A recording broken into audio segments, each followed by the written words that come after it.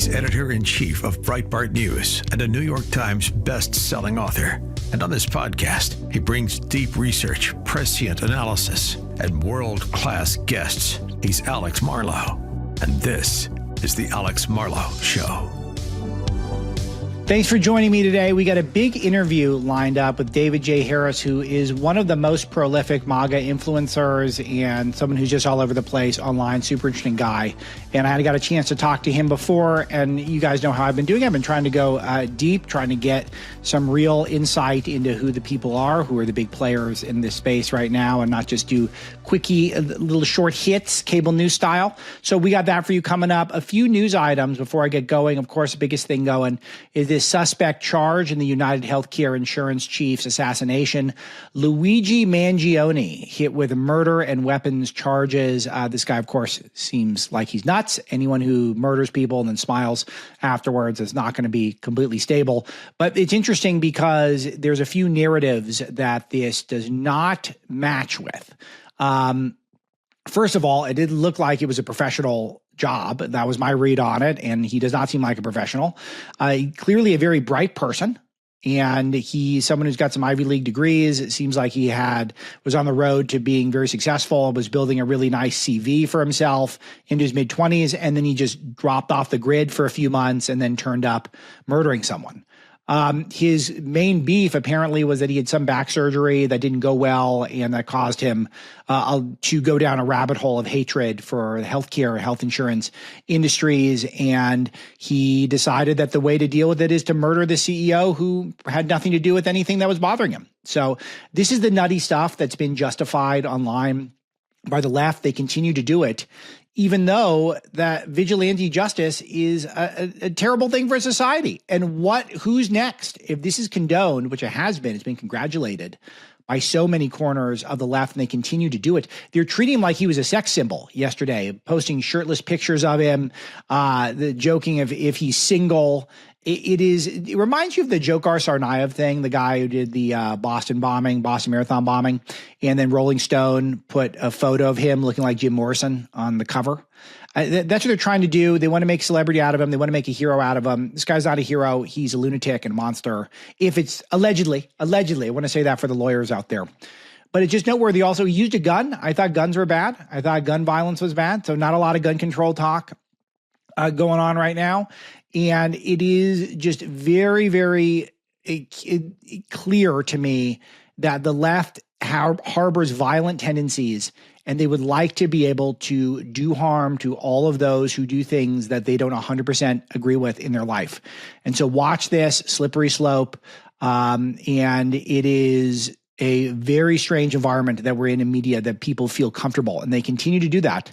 So people are very, very rotten, and they continue to justify it online. And we'll have more for that for you at Breitbart News.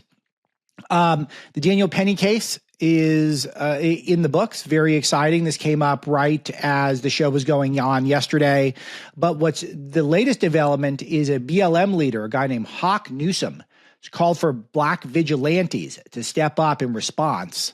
This is a guy who's been arrested for threatening cops a lot, but just note that there are people out there who believe that this clearly racially charged prosecution of Daniel Penny, which ended in an acquittal, he only got off because he's a white person. Like, that's how some people are reading it. People who are obsessed with only seeing America in terms of our racial grievances and our racial past. And it is just not a great time to be in the middle of our cities. And hopefully some of this wokeness is ending. We played that clip of Obama, I guess it was on yesterday's broadcast, of him using the word woke literally in a positive light, not an ironic way. There is a disconnect. There are people still on the hard left of this country that don't understand that we're moving on. We're rejecting all of the racism, the obsession with sex and gender and biology, all that stuff. We're moving on. We're trying to get away from it. But not everyone's got the memo yet. So be on the lookout. We don't want to see any vigilantes. And it is now in New York, you've got one guy doing vigilante justice against the healthcare industry and another guy calling for black vigilantes. And he said he's sick and tired, this Hawk Newsom guy. And what's he sick and tired of? The people are not, first of all, Jordan Neely was not targeted. And second of all, it's the exception that proves the rule. Black people are not getting hunted down in this country. And just people just want to see themselves as victims, and that's the only time they're comfortable. Well, I'll tell you, we've all been victims of the deep state, and now we're hearing reports that FBI Director Christopher Wray is prepared to resign. He doesn't want to be fired. This is why I said that the swamp is going to self-deport. That was my line, and I feel like I'm seeing that somewhat being embraced by others. I've seen that pop up elsewhere. But that's what they're doing. They're going to fire themselves. And you love to see it. That's exactly what we want. We want to be able to have the swamp not make us go through all of the rigmarole, the paperwork, it's going to cost money. We want them to deport themselves. We want them to fire themselves if they can. They know Trump's going to get around to it. So then why not just get it done? Just take it upon yourself to go move on with your life, because you know Trump's coming. He's going to be firing everyone. But great news if that's the case. I hope it is. All right, here comes an I told you so. I got to do these things so you see where I am distinguish myself from some of my colleagues in conservative talking space. Because you know what's hot? It's hot when I come in yelling and screaming about something and tell you what's the next thing to be outraged about. Is not as hot radio when you just say, well, this is probably what's going on and it might not be worth yelling about yet. We want to keep an eye on it, okay? And this is the case of Joni Ernst leading some sort of a jihad against Pete Hegseth, which is what some of the reports were online. So jihad, she's going to jihad against him. Little extreme. So Ernst and Hegseth have met a couple times. Apparently their latest meeting was great. And after the meeting, Ernst is backing Hegseth. She says she supports Hegseth through this process. And she called out anonymous smears of people who were saying that she was leading the jihad. So I've known Senator Ernst for a long time. There is a lot more good in her than not good. I don't think she's quite as hardcore in her heart as some of my absolute favorite MAGA senators. But I think she's a good person who normally picks the right side. She's someone who's very keyed in to female sexual assault. This is something that she's championed. And she's going to be really cautious if a guy's being accused of stuff to throw her support behind him. So she's taking her time. And this is a piece of evidence, not to say it's a done deal, not to say she fully backs him in terms of a confirmation. But as of now, she's backing him. So any of you who got too alarmist on that, I just want to throw it out there that I was not. I said I predict she will support him. And that prediction is now, I would say, looking pretty good. Looking pretty good. I bring that up. Look, I got to fight for my credibility, my slice of the pie here. On the Alex Marlow Show, we are here to bring you the truth. Not just the bombast and the rhetoric. Even though bombast and rhetoric is great. I love my bombastic and rhetorically talented colleagues in this space. But I thought she was going to come around, and it looks like she is. All right. I want to tell you guys about an amazing new sponsor because they are part of something that I think is a huge deal. You got to pay attention to this. This is as serious as it gets. Kamala Harris and Joe Biden are racing to lock in radical policies before Trump takes office in January. They're not just winding things down yet.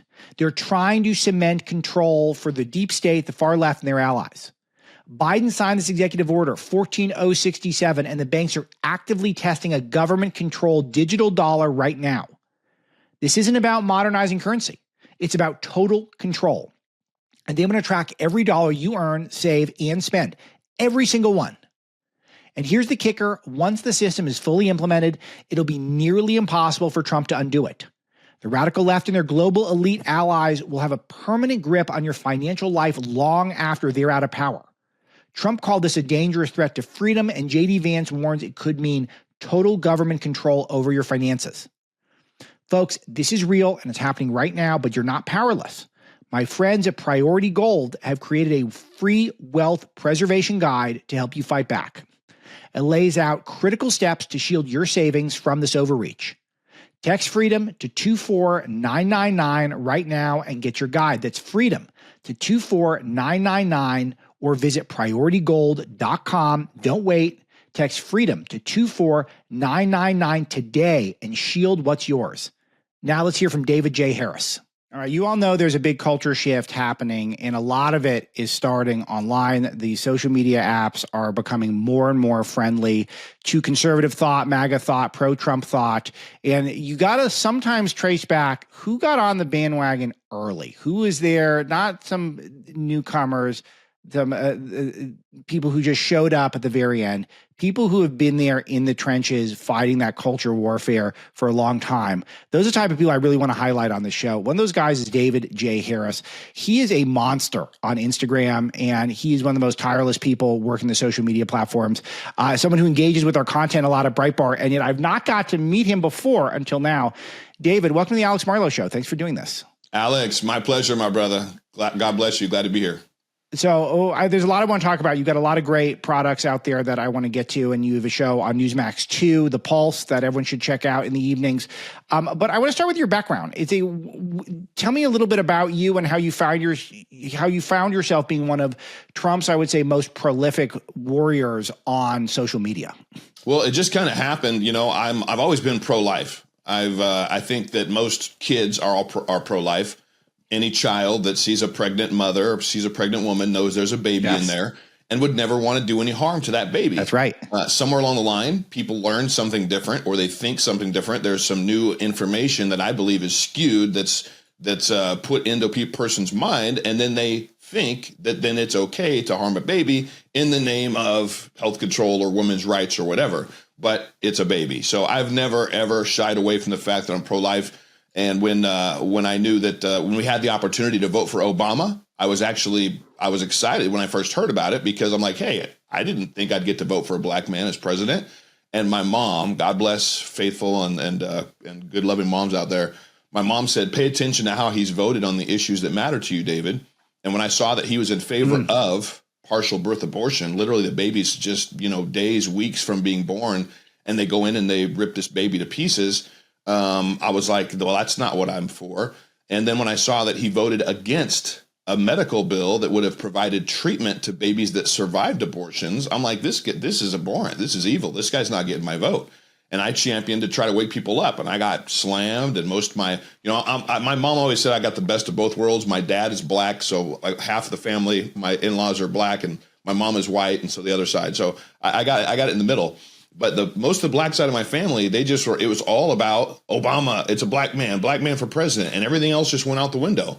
So when President Trump, when I heard him speak on the issue of protecting unborn lives, I was like, this is a guy that gets it.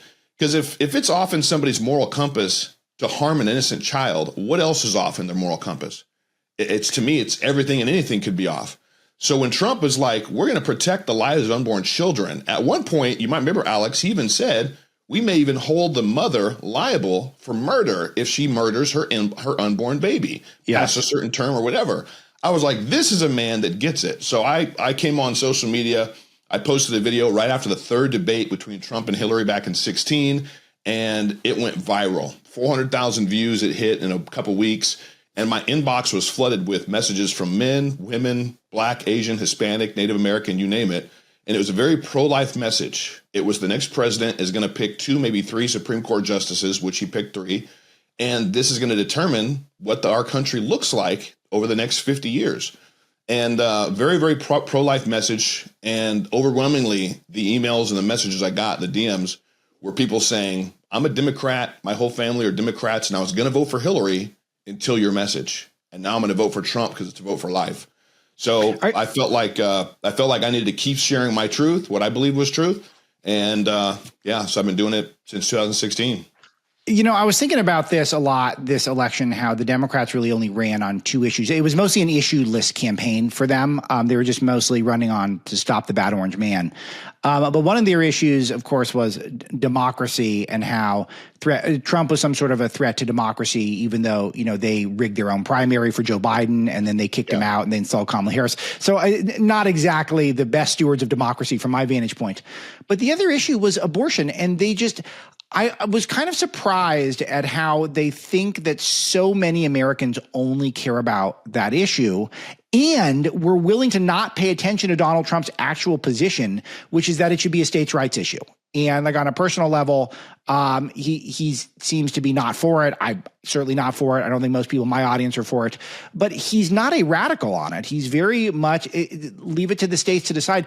And they thought that they could win an election on that issue. And I was a little bit surprised that that's all they really brought, considering the country is, largely a Judeo-Christian country still, and we don't love abortions for the most part. There's only a few people who are truly just creepy, insane people who are like that. So were you surprised by that at all, that it just became such the cornerstone of the whole campaign? Well, I think it showed two things. One, Alex, they had nothing else to run on. Kamala has been the vice president. She said she was the last person in the room on every big decision that Joe Biden made. She, when asked if there was anything she would change over the last 3.5 years from what Joe Biden did, she said no. So she had to own every single thing that took place that Joe Biden did, all the things that he pushed that led to our border being completely broken and wide open, that led to mass fentanyl coming into this country, that led to the 300,000+ children that went missing after coming across the border, that led to inflation, the whole Inflation Reduction Act, which didn't reduce inflation one bit.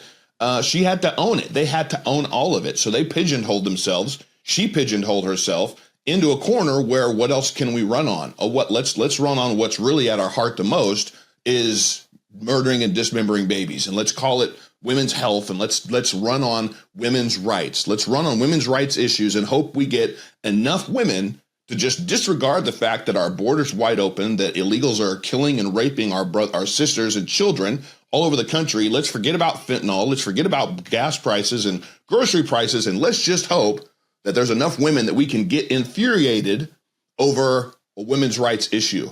That's all they had. They had that. They had abortion, and it wasn't enough. Yeah, I couldn't picture a scenario where it would have been enough. And that's what's intriguing to me, is that it just feels like something that how many people are focused in their life on the ability to just get pregnant outside of a marriage and want to destroy the baby. Like, it just doesn't seem like that. Even those of you who believe in that, which of course I certainly don't, but it's, how many of those people are in the country? Is it really going to be 75 million people? I think that's what they're most concerned about. And that's really how they ran the race, that ignore the border, ignore the economy, ignore the endless wars, and just focus on this one particular thing where the Republicans are, for better or worse, not that far off in terms of their actual policies. So let me bring that up with you, David. Where do you think we should be going as a conservative movement now? We got this mandate. I feel like we're taking some of the battlefield back from the left when it comes to the information warfare that we're in,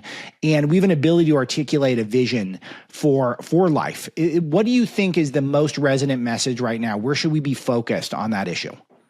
Well, as far as President Trump and his administration and who he's chosen and nominated for different appointments, I think those are all huge. I think the appointment of Kash Patel to the FBI, I think in order to get Americans' trust back and confidence back in these three-letter agencies that are supposed to be on our side, that are supposed to be, standing with Lady Justice, who's wearing a blindfold, that's actually serving and delivering justice. In order for Americans to get any confidence and faith back in a lot of these three-letter agencies, the CDC, the NIH, we need change. We need reformational change. And President Trump is putting those people in those positions that I think will bring that. Americans, in order to get confidence back in our government, we need a different looking government. And so I think that President Trump's doing an incredible job at appointing all the people from Tulsi Gabbard to Kash Patel, Elon Musk coming in, the wealthiest man and one of the smartest in the world, coming in to show us and be very transparent in government waste and what's being wasted, to make sure that Americans nobody likes paying taxes. Nobody, you like it even less when you realize that so much of your tax money is going to a bunch of, spotted owl, mule fish in some other country's pond to the tune of billions of dollars, whatever the case is. So I think that President Trump is going to do what he's going to do in appointing. He's appointed the right people, I believe, in pretty much every single appointment he's made. There's a couple that I was curious on, and then one of them stepped down, thank God. But I think that's the messaging. And then for the rest of us, we just need to champion the fact that Americans overwhelmingly, with the popular vote, supported this man and his agenda to make America, as he ended every rally, safe again, healthy again, prosperous again, free again, great again. That's what he's in there to do. So I tell people that are trying to get into this tit-tat back and forth, what do we look at right now? It's like, why don't you just push pause and let the man go to work? Let his team go to work. Let's see what he does in the coming months. And then just as anybody that's on a flight wants the pilot to be successful, let's all wish and hope for our pilot of the United States of America, our new commander in chief, to be successful. But let's just sit back and watch and let them go. Yeah, it's noteworthy that the media is trying to object to things like Pete Hegseth wanting to fire woke generals. I mean, that's the job. I mean, that's what we want. We want him to fire the woke generals. And there's just a fundamental problem with the Democrats, and this is not going to be the most insightful point I've ever made, but it's an important one, is that they run as the party of big government, and when the government goes to work, they usually do a bad job. And that's just, it's a huge opening for us to run as the party of limited government and articulating that vision. And the other day, it was pansexual and pan-romantic Pride Day, and Health and Human Services Department blasting out a tweet on this. I mean, how many Americans actually want this? Why do we think the government's job is to note that it's a pansexual Pride Day? What does that even mean? We're going to our Urban Dictionary to figure out what it is. This is not the role of the government, and everyone knows it. Even most Democrats have to know this, right, David? Well, I think that what we're seeing is the fact that the Democrat Party has been infiltrated with what Elon Musk calls the woke mind virus. I believe it's spiritual. I believe that it is demonic. And I believe that they don't know any better, right? A demonic person doesn't know they're demon oppressed or possessed. They don't know that they're being manipulated and being used, right? It's like, they just don't know any better. It's kind of like that great clip of my friend that asked Joy Reid. He said, do you think when a person has Trump derangement syndrome, they know they have it? And she was like, you're stupid. You're an idiot. You tripped out, right? It's like people don't know when they have it, right? Yeah. They don't know. They think they're right. So what we're seeing is the elevation of the demonic, which is against our children, which wants to push everything that is immoral and against God. I mean, literally, God created Adam and Eve, not Adam and Steve, period. God created he and she. He didn't create them and they and there and everything else. The only entities or beings or people in the Bible throughout Scripture that said we and they and there were actually the demonically possessed people. They said we are many, right? It's like, wow. It's they. Yeah, we are legion. Yeah, right. But let me talk to you about this, because I was bringing this up and some people were surprised I was using this intense language, but I was playing a clip of this doctor on CBS who was defending the murder of the guy, the healthcare CEO, because she doesn't like the industry that he's in. And because some people have some gripe about that they were denied some coverage at some point. So thus it's okay to murder him.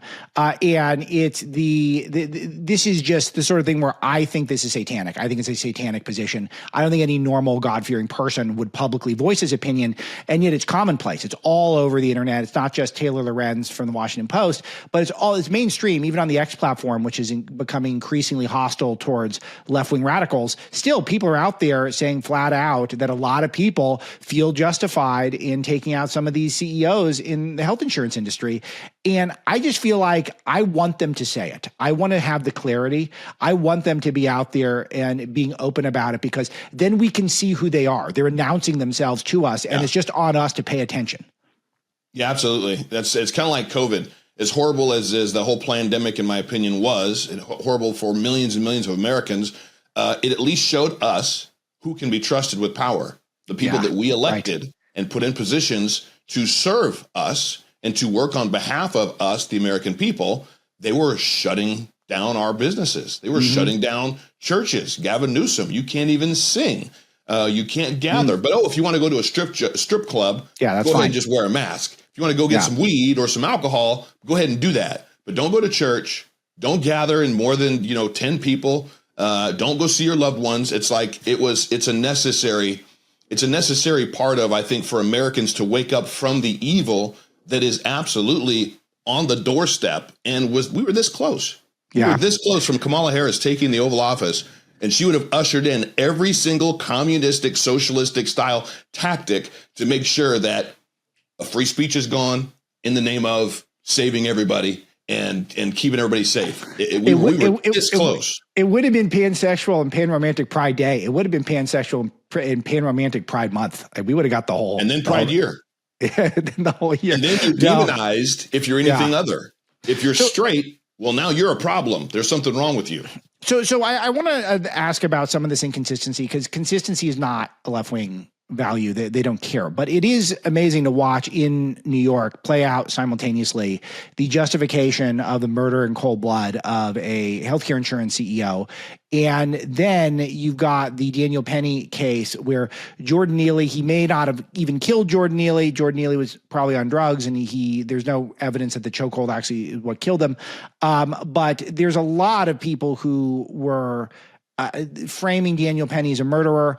And because Neely's on the subway acting crazy, threatening to kill people, that was murder, and that's not justifiable. But what happened to the healthcare CEO was this level of inconsistency, I think, is very powerful. But I want to get your reaction to the fact that Penny was acquitted. And I was kind of shocked because there was this court sketch of one guy had a mask on in the court. So I'm thinking, well, if there's any mask guys in the court, I mean, they're not off. I mean, this is going to be a hung jury at best. Were you as shocked as I was that a New York court could find him not guilty? I was actually. I thought it was going to be more of a hung jury issue, a deadlock, a stalemate, a deadlock issue that would have led to a mistrial. So the fact that it was just an all-out acquittal that speaks volumes. I think it speaks volumes. There must have been some jurors in there that just held the line and said, look, we've got to stand up for our heroes. If we send a message like this to an innocent bystander that's watching something unjust taking place, that's watching and listening to a deranged lunatic on drugs threatening women and children, and then we want to hold him accountable for jumping in and trying to save lives. What if one person would have been injured or killed or hurt? Would that have been enough to justify him stepping in and saying, I'm going to hold you here until the police arrive? I think that there was at least one, if not several jurors that said, look, we've got to stand up for our heroes, the men out there that are willing to put themselves in the line of fire, in harm's way, and we can't then slam them, from the legal position because this drugged up guy dies. And as the medical examiner said, it didn't come from the chokehold, came from everything else or whatever else was going on. So I'm really, really thankful and glad that they got it right. And I think it sends a very clear message to the progressive DAs, so many of them appointed by Soros, that do want to render that kind of justice. It's justice when we want to smack you on the head because you actually did something good. But if you've been in jail been arrested 8 or 10 times for a variety of violent to non-violent offenses, we're just going to throw you back out. That's what we've been seeing take place in New York, and it seems like they're tired of it. Do you think the prosecution was racially motivated? You know what? I think that when it comes to progressivism, I think that they make race an issue about everything and anything that they can. And now we already see it. I saw a video from Hawk Nelson, one of the Black Lives Leaders founders, that is now turning this into race. He's saying we can't have these white people choking out us, a black folk, and let them get away with it. It's like, are you freaking kidding me? Every black person is not a drug addict that's cracked out on the subway, shouting threats at innocent people. So stop with this racial just madness is what it is. But I could definitely see that the DAs, being progressive as they are, would try to turn it into a racially motivated win for the political social justice movement. See, I'm waiting for Black Americans to start understanding that this level of condescension is only coming from one side. It's not the Trump side. Trump, I think, elevates when he talks to people, and it's the Alvin Braggs who are condescending, that they think you're going to go along with this just because of skin tone. And this is a conversation that's come up a few times on the show. I just had a long conversation with Mike Cernovich about this because we're in California, and the message to Latino voters cannot be tailored just to Latinos. It's got to be just a great message, and not focusing on each group. You don't necessarily message to black people differently than you message to white people. That really shouldn't be the case. You message to everyone as Christians, as Americans, as conservatives. But what do you think is the biggest hurdle for the Trump movement picking up more of the voter base that is the Democrats' most dependable, which are black people? David, what should we be saying right now? Is it exactly the message we've been saying and just give it time, or what is it? What can we do? Well, I think that just pointing out, the things that have been pointed out, right? What have the Democrats done for Black America, for Hispanic America? They haven't done anything. I saw a clip of Van Jones actually back in 2018. He was pointing out, he was talking to, I think he's actually talking to Jay-Z, since that's kind of fresh in the media right now. And he was pointing out to Jay-Z that underneath President Trump's leadership back then, black unemployment had hit an historic all-time low. And this is Van Jones, right? He's not pro-Trump in any way, shape, or form, but he couldn't deny the facts. The facts are when President Trump got in office, he did make a point to make sure that he didn't just leave the black community out. He gave record appointments of money to HBCUs. He gave more than Obama ever gave, and he made it permanent so that the heads of these HBCUs didn't have to come back and ask for money every single year. And he also went to work on opportunity zones. He has an agenda for black Americans that I think that the Democrats always say we're the champions for black people, but they don't do anything.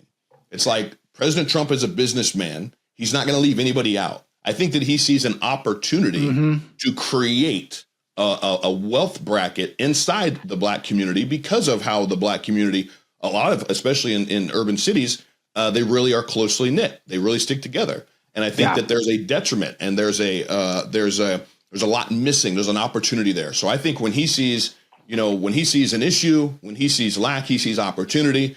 And then he's the brilliant, mastermind business mogul that he is to create and connect other business opportunities and other tax incentives for people that have a lot of money to say, hey, you want to put your money over here? We're going to give you a tax advantage, a tax break, and this is going to create a lot of jobs. And this area needs jobs because we don't want every city to look like Detroit and Minneapolis and St. Louis and Chicago. We don't want all these cities that are Democrat ran, a lot of them for 30, 40, 50 years. We don't want that. We don't need that in America. We need all of America to look beautiful. And we need all of Americans to be able to have a good job, a great paying job, or be successful and launch their own business. So I think the messaging is let President Trump do what he did already the first time around. And this time he knows a lot more than he did the first time. Thank God for the 4-year break that he got. He got to see who was on his side, who wasn't on his side. And he got to learn a lot more than he knew going into being the president of the United States of America the first 4 years. He'd never been in politics before. Yes. So he knows a heck of a lot more now after that 4-year gap than he did the first time. Yeah, it's been tough on my wallet, but on a broader level, it cannot be stated enough how much better it is that Trump's getting the 2 non-consecutive terms than the 2 consecutive terms. He is set up he's in such a better spot this time than he would have been in January 2021. And I just think that's so cool. And I just love rubbing that in the left's face, that if he had just won the second time, that he'd be on. We'd have probably moved on to Don Jr., but now, I mean, come on, he's got a mandate. He's got the culture behind him. He's got a lot of the tech world behind him. He's got a bench. I mean, it's just the cabinet he's building is sensational. I know we could talk the rest of the show about the cabinet, and I don't want to do that. Maybe you can come back and we can do that some more.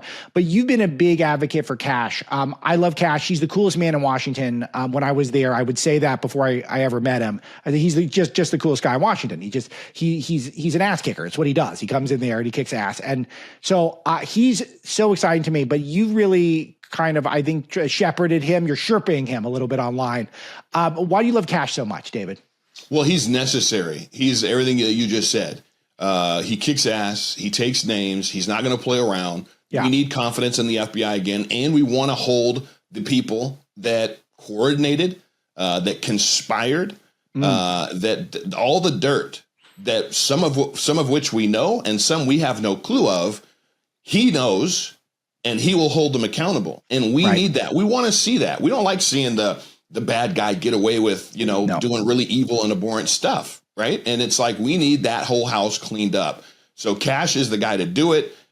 He's not afraid to do it. He's not owned by anybody. I think he's led with justice. And in the fact that he's got President Trump's endorsement, I think he's got the people's endorsement. So I think it'll be a beautiful thing. Whether or not that leads to some very high-level prominent Democrats in orange jumpsuits, like that I think should be like a Barack Obama or Hillary Clinton or I could go on and on. I don't know. But at the very least, I think he'll dive into it. And I think that we'll see some results. And I think that's something I want to see. You mentioned Jay-Z earlier. I got to ask, what's your take on this resurfaced rape allegation from Jay-Z? I got to admit, I come into these things skeptical now, post Me Too. If you missed the Me Too wave, I always think, I don't know, but all the Diddy revelations, Hollywood just battened down the hatches, hiding all that for so many years. And now it's out there, and maybe the floodgates do open up. Did you have an instant reaction to it? I know we're kind of early on in the process.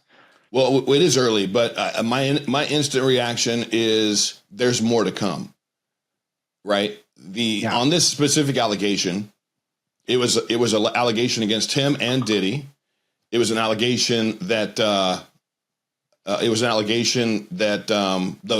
alleged victim wasn't asking for any money, and he immediately turned around and sued the legal team, the law firm, and said that it was about money. Said it was about money. Suspicious. And the law firm came out and said she never asked for a penny. This has never been anything to do with money. So the fact that he's trying to, skirt the issue, and from what I know, I've had some pretty amazing guests on my show on the Pulse, as you shared, Newsmax into Monday through Friday at 8 p.m. Eastern, 7 Central. One of my guests, Jakob Booyens, he's very privy to a lot of what's happening. He's amazing. He's the expert in human trafficking. He's the number one guy on this issue. And he had one of Diddy's producers show up in his office. He was on my show the next day. He just showed up in my office out of nowhere and said, "I want a deal. Give me a deal and I'll talk." And Yako's like, "We're not giving you a deal. We've already got so much information." But he's been saying from day one that there are so many big names. Some of them have come up: Jay-Z, Kim Kardashian, all this stuff. There's proof, and it's all a matter of letting that evidence and that proof come to light. And so I'm sure as some of this stuff is now, in the media, some of the victims are probably feeling a little bit more emboldened to say, "I'm going to share my story. I'm going to get my story out, or I'm going to try to push my story again," because the time is now. I think that there's a lot of evil that's going to be exposed in Hollywood, and it's time. It's necessary. Yeah, absolutely. You turn over every stone now. David, there's so much I want to get to with you, but I want to talk a little bit about what I set up the interview with, which is that you're just so effective online, and particularly the Instagram platform, and you're on other platforms as well. What do you see in the Instagram platform in particular, but what is the social media landscape right now? What's resonating with people? What do you recommend to people to start leveraging these platforms to continue to get our message out? Because we've got so much cultural momentum. I was Andrew Breitbart's first employee. He had this vision of conservatives dominating the culture that was so far-fetched when he was coming up with this idea 20 years ago. And now it feels like it's sort of happening. And it just feels like we've got to ride this. So what are you doing? How did you kind of develop your brand, and what do you recommend to people? Well, I say find what you're passionate about, right? There's people that are passionate about a lot of different issues or topics, but they never make a video about it. It's like we need to understand, we need to do what you said, what Andrew Breitbart said. We need to dominate the social media space and the media space with our news and with our truth. The liberal mainstream media, 95% of the big corporate legacy media outlets are all connected in some way, shape, or form, or financially they're connected, and they all got the same agenda. They all push the same messaging. We've all seen the videos where you've got all the local news networks all reading the exact same line. And then the TV, the box fills up with 20, 30 different networks all saying the exact same lines, because that's what they're being fed. And that's how you feed sheep. And that's how you program sheep. And that's how you program people. And that's what they've been doing for decades. So I think we need to make sure that we are on all the platforms. And then if you're not going to be the one making videos, make sure you're following your favorite content creators or sources for news on all those platforms. Make sure you're sharing it on all those platforms, commenting on all those platforms. And then for some of you out there, you do have a message. You do have something that you want to say. And like it started with me. I made one video that went viral, and the response from that, I knew. What was the video? Forgive me for not knowing it. I made one video right after the 2016 debate with Trump and Hillary. I went on Facebook. I was only on Facebook at that time. I've got about 2.2 million followers on Facebook, but Facebook has throttled me pretty drastically. Instagram, thank you, God, is still pretty open for me right now. But I made a video as soon as that third debate was over. It was a very pro-life message. It was the next president is going to pick 2, possibly 3 Supreme Court justices. Trump wound up picking 3, but it was overarching and very much so. whoever's going to lead this country in the next 4 years is going to drastically, has the potential to drastically make the trajectory of our country concrete over the next 20, 30 years, 40 years, especially with the option to pick 2, maybe 3 Supreme Court justices. So it's a very pro-life message. And it went crazy viral, 400,000 views it hit in like 2 weeks. Wow. And I had like 1,500 friends on Facebook. I didn't have any platform at that time. So, and from there, I just kept posting. I kept posting my truth. I kept posting about different topics of the day, and it just grew. So for the person out there that's like, I want to say something about this, just say it. I always bring it back to this. People get into numbers and likes. I try to remind myself, if it impacts one person, if it wakes up one person, if it changes just one person's mind, what impact does that have? Sure. Maybe they then go have an impact of hundreds or thousands of tens of thousands or millions. I don't know. But is it worth it? And I felt like that's the question that God asked me before I started making pages and before I started posting is, what if you just impact one person's mind and heart on the issue of abortion? What if you just save one baby? Will it be worth it? Amazing. It's such a great story. So I want to talk to you about Living R3. This is your new company that you got going about making America healthy. Tell me about this company. Yeah. So my wife and I were actually co-founders of a supplement company back in 2013. So before my rise on social media, that's what I did. We co-owned a supplement company, and we've got amazing products that are just designed to help with the basics: sleeping better digestion, boost your metabolism to help aid in weight loss. We've had one customer that's lost 62 pounds, Alex, just in the last 5-6 months on our products. We've got a multivitamin that's methylated. Everybody should be on a good multi. We've got an amazing greens powder, and then we've got a protein that's amazing. So we've got a core basic products that are all high end, but they're not way overly expensive. And then we give 3% of gross product sales to nonprofits that fight sex trafficking and rescue women and children. So like Victor and Eileen Marks, they've got a nonprofit. They literally go on rescue missions and rescue women and children. They did it earlier this year. They rescued a woman that had been kidnapped by ISIS, and the ISIS commander got her pregnant, so then he married her. And her parents thought she was gone and dead. She'd been gone 9 years, had 2 kids. They flew through 5 different countries to get to her. And then his wife, Eileen, Victor's wife, led point to go make contact and extract her and then get them out of the country before ISIS found out about it. It's like Ocean's 11 type stuff. Wow. Ocean's 11 meets Jason Bourne type stuff. Wild. So these are the nonprofits. That's just one of them. We give to 3 nonprofits, and it's gross right off the top. So our hope is, while Americans are wanting to, they're paying more attention to being healthy. It's like, you should. We all need to focus on health, totally, and wellness. And sleeping better is huge. Better digestion is huge. We've got people like Coffee Anderson that are repping our products. Steve Weatherford, Elizabeth Johnston, General Flynn loves our greens. So we've got something for everybody for the basics. And then I just say you're getting it from a patriotic company that's founded in America. All our products are made in the United States, and we give 3% of gross products back to fight sex trafficking. So you go check it out at livingr3.com. Very cool. Yeah. And R3. A lot of people in the audience, you're on this stuff anyway. So check out David's stuff. I mean, because because then you trust the people who own the company and they're trying to do the right thing, and the products are made in America. The supplement industry is just so big right now. It's just going to get bigger as people kind of lose trust in the medical establishment. I imagine you got high hopes for Robert Kennedy. Absolutely. Yeah. I love the whole MAHA movement. Bobby Kennedy is all about shredding the doubt, right? It's like he's not anti-vaccine, but which we actually have been. We didn't vaccinate our kids. They're grown now.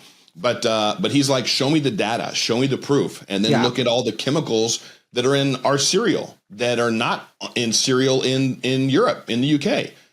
They don't have a lot of these chemicals in their cereal and their food that we're feeding children that are here. So I have high hopes for Bobby Kennedy. I think he's going to do amazing in helping America get back on track and holding these corporations accountable to stop giving us poison. Literally, I've had the food babe, Vani Hari, on my show several times, on my Newsmax show. And she just points out some of the stuff she points out. It's like these corporations know that they are literally putting toxins and poisons in children's cereal. And they don't care unless we speak up and do something about it. So I love. We need a hard reset. And I'll tell you, David, I have a slightly different perspective just from the sense that I come from a medical family of people who practice Western medicine. But there's something that Kennedy just nails, which is that we are not an evidence-based society when it comes to public health. Public health now, it has been on autopilot from our irresponsible government. We are a corporatist, consumerist culture. And what is a result? Half of us are obese. We've got these crazy diseases that were impossible years ago. We need to at least figure out what's going on. And there's a willingness to, you're some sort of conspiracy theorist if you want to actually ask questions. And that movement is over. It's gone. And he's the perfect guy to look under the hood at everything. So I absolutely could not be more excited about this. It's one of the most exciting picks, I would say, of all the picks so far. And historic. I mean, a Kennedy changes political course. So cool. And supports a Republican. Are you kidding me? Yeah. And again, with COVID, like, wasn't it the last straw when this thing obviously came from this lab in China and you were told we can't even ask about it? It's just... And then the more you look into it, the more you realize we were partially responsible for it. Like, oh yeah, of course. That's why we weren't allowed to ask about it.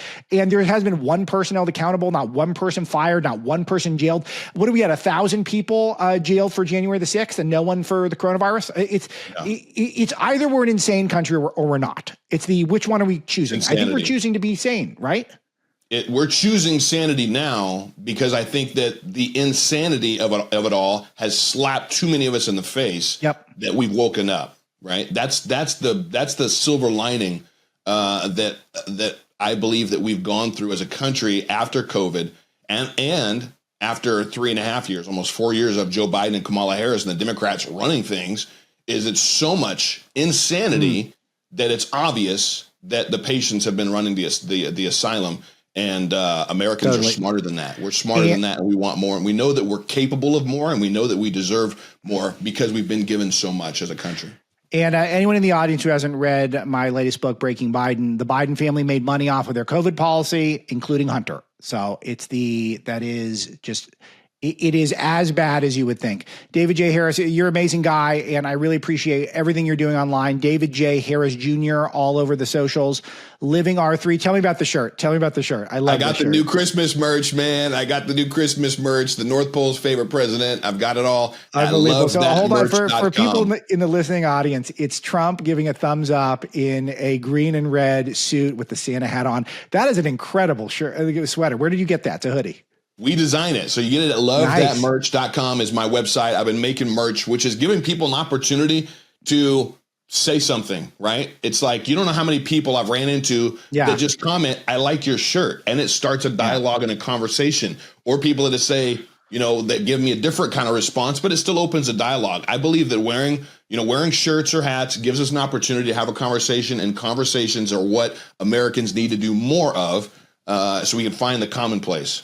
I got to tell you, it's such a big change. I live just north of LA, and I go down to LA on weekends to see family and to eat and shop. And then I live in a normal part of California during the week. And I was at this park in the middle of Beverly Hills over the weekend, and there's just one guy wearing a hat that had 45 and 47 on it, just two numbers on it. And it just sends such a powerful signal. You don't even have to say a word to him. It just sends a signal. Oh, the culture's changing, baby. Like people are out and proud about backing this president. So anyway, you're at the forefront, David. I want to take more of your time, and said I would have you back sometime soon and we could do this again. The Pulse on Newsmax 2. I like Newsmax 2. I'm on Newsmax 2 during the day sometimes as well. So you guys should check that out. And that's at 8 Eastern for the show. 8 Eastern, yeah. 8 Eastern, 7 Pacific, 7 Central. Cool. Yeah. Well, you guys probably are aware of David's stuff online, but if not, hunt him down and check out what he's doing, because he's it's inspirationally prolific and a good guy, as you guys can tell. Thanks for joining me today, David. Absolutely, my brother. God bless you, man. I need to have you on my show sometime soon. Whenever you want. I'm game. All right. Sounds good. That's today's show. Thanks to our producer, Misty. Thanks to all of you for emailing me at aloha@alexmarlowe.com, leaving comments, 5-star reviews. All that's very helpful. And telling 10,000 friends and family members about the Alex Marlowe Show. Thanks for watching or listening, and we'll talk to you tomorrow.